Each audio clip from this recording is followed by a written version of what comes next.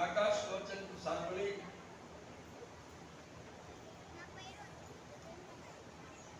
અને ભય પામ્યો. તેને થયું કે બેન દેવકીનો 8મો ગર્ભ છે એ તારો શત્રુ છે, કે એના હાથે તારું મૃત્યુ થશે. કંસ આ સાંભળી, તું અત્યારે આવું શું કામ કરે છે? વળી એક સ્ત્રીની ઉપર તારે શા માટે એની હત્યા કરવી છે? અમારે જે સંતાન થશે અમે તને આપી દઈશું. આમ સમજાયો. વસુદેવના વચનમાં વિશ્વાસ રાખ્યો. કંસ છે કે બેનને સાસરે મળ્યા. પિતા પાછા ફરી અને રાજ્ય સંભાળતા કંસને મળ્યા. વસુદેવજીએ કીધું હતું કે અમે અમારો 8મો પુત્ર તને આપી દઈશું. એટલે એ પુત્રને ઉછેરી અને મોટો કરવાની ઈચ્છા કરી. પણ કંસનું પાપ છે એ વૃદ્ધિ પામે. નારદજી ક્યાં પધાર્યા? નારદજીએ કંસને કીધું કે તારા બેન દેવકીને જે પુત્રનો જન્મ થયો છે એ હજી જીવિત છે કે છે. શત્રુ કોણ છે? અને પછી એ 8મો પુત્ર તને નહીં આપે તો તું શું કરીશ? કંસને પણ એમ થયું. એટલે બેન દેવકી વસુદેવજીને કેદ કરીને કારાગૃહમાં પૂર્યા છે. એનો જે પુત્ર હતો એને એની પાસેથી લઈ દિવાલ સાથે તેને પછાડી અને તેને મૃત્યુ આપ્યું છે. દેવકીજી રુદન એક પછી એક 6 પુત્રો કંસ છે તેને માર્યા. દેવકી વસુદેવજીને કેદખાનામાં કેદ કર્યા છે. 7મો ગર્ભ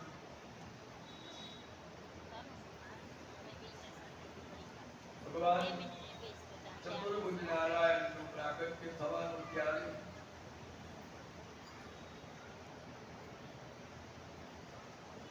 સુખદેવજી મહારાજ પરીક્ષિત રાજાને કહે છે,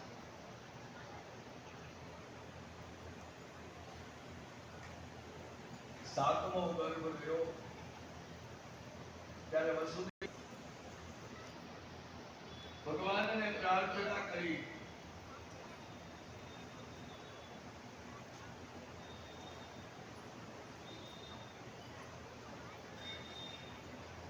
દેવકીજીના ઉદરેથી જે 7મો ગર્ભ હતો એ યોગ માયા રૂપી જે પુત્રી હતી. માયા તે યોગા ઇતિ માયા, એ યોગ માયા પુત્રી. કંસને ખબર પડી કે દેવકીને 7મો ગર્ભ છે, એટલે સિપાહીઓને ધ્યાન રાખવાનું કહ્યું છે.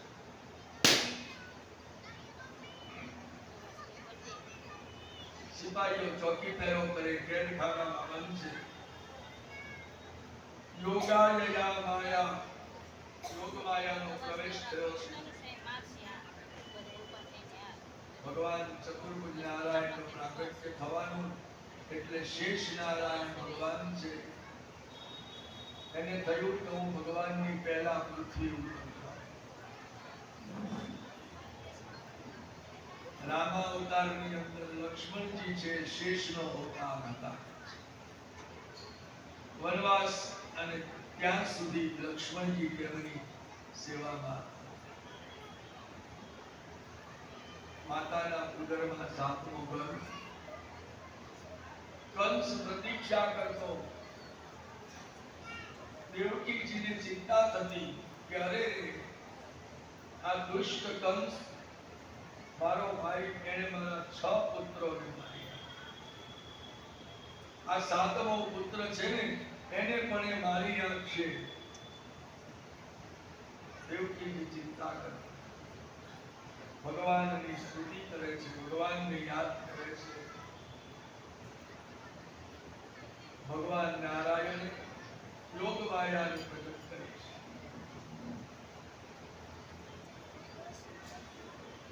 ગોકુળમાં નંદજીને ત્યાં તેમની સ્ત્રી રોહિણી છે, ત્યાં યોગ માયાનો જન્મ થવાનો છે. દેવકીજીના ઉદરેથી જે ગર્ભ હતો તેને લઈ અને રોહિણીજીના ઉદરમાં મૂક્યો. રોહિણીજીને ત્યાં જે યોગમાયા રૂપી પુત્રી હતી એ ગર્ભને લઈ દેવકીજીના ઉદરમાં મૂકી. 7મો પુત્ર બલરામ જે ગોકુળમાં નંદજીને ઘેર જન્મને પામ્યો. સમય જતા દેવકીજીને ઉદરેથી 7મો ગર્ભ જે હતો ને પુત્રી રૂપે જન્મ્યો. આ સમાચાર સિપાહીઓએ કંસને આપ્યા એટલે કંસ ઉતાવળો આવી અને કારાગૃહના દ્વાર ખોલીને દેવકીજીના હાથમાંથી પેલી યોગમાયા રૂપી પુત્રી હતી ને એને ખેંચીને લઈ ગઈ. દેવકીજી કહે છે કે ભાઈ આ તો પુત્રી છે, આ ક્યાં તારો નાશ કરવાની છે? તું એને તો છોડી દે. તે મારા 6 પુત્રોનો નાશ કર્યો, તેને મારી નાખ્યા છે. આના ઉપર તો દયા કર.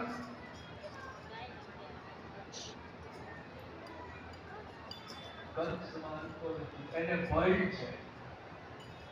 પુત્રીને ખેંચી હાથમાં પકડી અને આમ ઊંચી કરીને જમીન ઉપર જ્યાં પછાડવા જાય ત્યાં કંસના હાથમાંથી એ પુત્રી રૂપી યોગમાયા હતી ને એ છટકીને આકાશમાં ગયો. ઉડતા ઉડતા એ કહેતી ગઈ કે અરે કંસ, તું મને શું મારવાનો છે? તને જેનો ભય છે એ દેવકીનો 8મો ગર્ભ તારો શક્તિ છે. સૂતજી શૌનકાદિક ઋષિઓને કહે છે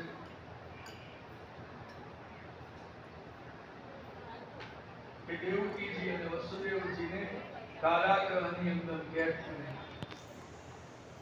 8મો ગર્ભ એનો શત્રુ આખા શરીરે લોખંડની બેડીઓ નાખી હતી. ભગવાનનું પ્રાગટ્ય થવાનું.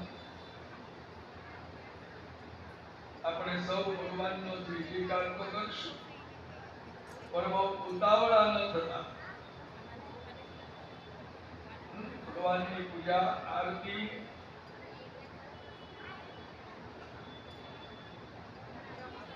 પ્રાગટ્ય સમયે કંસને ખબર ન પડી જવી જોઈએ કે દેવકીનો 8મો ગર્ભ જન્મી ચૂક્યો છે.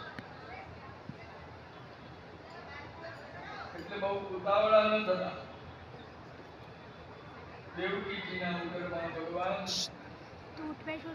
ચતુર્ભુજ સ્વરૂપે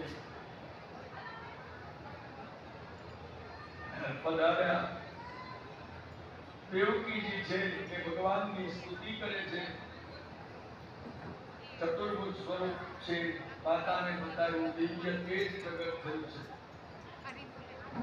સૂતજી શૌનકાદિક